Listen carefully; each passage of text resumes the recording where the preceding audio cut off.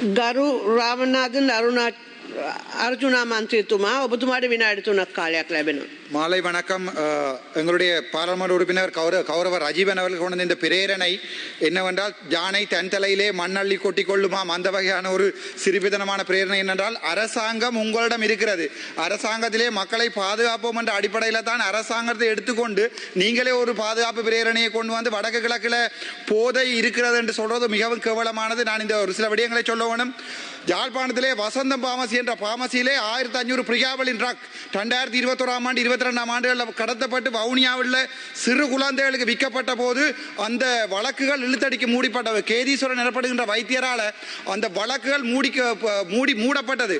ஆனால் அது சம்பந்தமாக உள்ள அமைச்சர் இல்லை, உங்களுக்கு இல்லை, எல்லாருக்கும் தெரியும். நீங்கள் அது சம்பந்தமான நடவடிக்கை எடுப்பதற்கு தயாராகவில்லை. இன்னொரு முக்கியமான விடயம், யாழ்ப்பாணத்தை பொறுத்த வரைக்கும் உங்களுக்கே தெரியும், ஒரு நாட்டின் நீதிமன்றம் சுயமாக இயங்காவிடில் அந்த நாட்டிலே நீதி நியாயம் ஒருபோதுமே நிலைநாட்டப்படாது. ஆனால் என்ன நடக்கின்றால், எங்களுடைய கடவுள் என்று வர்ணித்துக் கொண்டிருக்கிற வடக்கின் கடவுள் என்று வர்ணித்துக் கொண்டிருக்கின்ற நீதிபதிகளுக்கே நீதிபதியான இளஞ்செழியன் ஐயா அவர்களை அவருடைய மேலுயர்ச்சியை தடுக்காமல் உங்களுடைய NPP அரசாங்கம் திட்டமிட்ட ரீதியில் தமிழன் என்ற காரணத்துக்காக அவருடைய பதவியோரை வழங்காமல் அவரை வீட்டுக்கு அனுப்பியிருக்கிறது. அப்படியான கேவலமான வேலை செய்கின்ற அரசாங்கத்தில் பங்கு வகிக்கின்ற பாராளுமன்ற உறுப்பினர் நீங்கள் வடக்கு கிழக்கில் எவ்வாறு போதைகளை குறைக்கலாம் என்று ஒரு பிரேரணையை கொண்டு வருவோம் என்றது கேவலமான செயல். அது தவிர வடக்கு கிழக்கின்ற நீதிமன்ற கட்டமைப்பை எடுத்து பாருங்கள். வடக்கிலே மன்னார் நீதிமன்றத்திலே வெளியிலே வைத்து சுட்டிருக்கிறார்கள் ஒருவரை.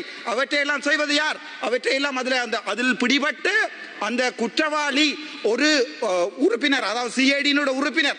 ஆகவே உங்களுக்கு கீழே இயங்கிக் கொண்டிருக்கிற படை, அதே படை தான் இந்தியாவில் இருந்து கேரளா கஞ்சா எனப்படுகின்ற அந்த கேரளா கஞ்சா நேவிக்குள்ளால் கொண்டு வரப்பட்டு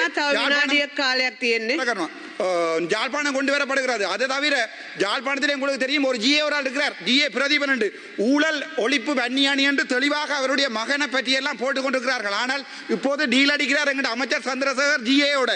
அது சம்பந்தமாக நாங்கள் ஆறுதலாக கதை போல் நேரம் கிடைக்கும் போது. அது தவிர வல்வெட்டு துறையிலே பெரிய வாழ்வெட்டு குழு ஒன்றை, அந்த வாழ்வெட்டு குழு ஒரு வீடுகள் எல்லாம் போய் போட்டு எல்லாத்தையுமே பெட்ரோல் போட்டு எரிப்பேன் சொன்ன வாழ்வெட்டு குழுவை அந்த வல்வெட்டு துறையிலே எங்களுடைய அமைச்சர் தன்னுடைய பிராந்திய இணைப்பாளராக NPPக்கு கொடுத்திருக்கிறார்.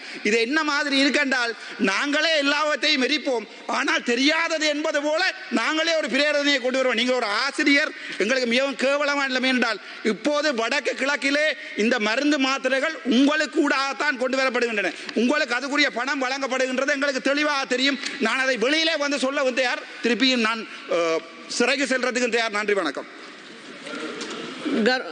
கரு ராமலிங்கம் மந்திரி. கௌரவ பிரதிகுழுக்கள் சவிசால் அவர்களே, ஒரு கதை ஒன்று இருக்குது. ஒரு அந்த நாய்க்கு வந்து நாய் இருக்குது. நாய் வந்து இந்த வாந்தி எடுத்து போட்டு மீண்டும் சாப்பிடுமா. சாப்பிட்ட பிறகு அதை மீண்டும் மீண்டும் சாப்பிடுமா. அதனால அந்த மாதிரி நாய்களுக்கு அதாவது நோய் ஒன்று இருக்கு. அந்த நோய்க்கு மருந்து இல்லையா. அப்படியாப்பட்ட மருந்து இல்லாத ஒரு இது இருக்கு. அதுகளுக்கு மருந்து தேடி கொடுறதுக்கான ஏற்பாடு செய்யணும்.